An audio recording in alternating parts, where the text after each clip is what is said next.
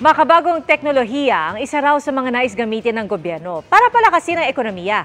Pero kaya nga ba ng bilis ng internet sa bansa ang isang digital economy?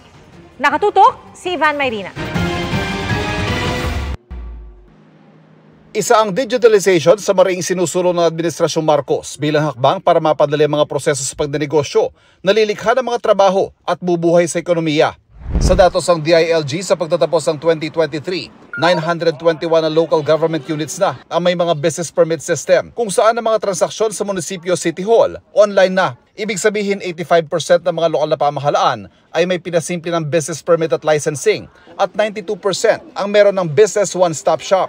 This is the impact of the ease of doing business.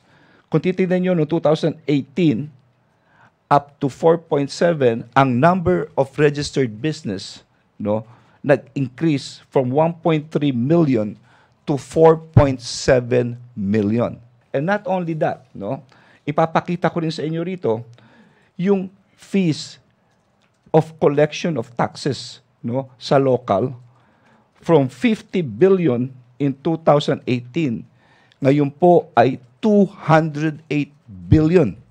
So that is times 4, Pero isang digital economy nakaasa sa mabilis at maasahang internet connection. Kaya nito nakaraang taon, naglabas ang kautosan ng Malacanang para pabilisin ang proseso ng pagkuha ng permit sa pagtatayo ng infrastruktura tulad ng cell site ng mga telco. Kaya mula sa dating patong-patong ng mga permit at requirement na tumatagal ng 241 days o 8 buwan para maproseso, napaigsi na raw ito ng 16 na araw.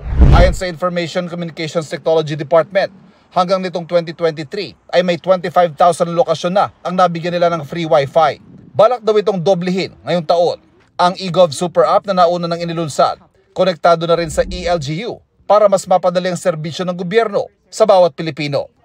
Para sa GMA Integrated News, Ivan Mayrina, nakatutok 24 oras.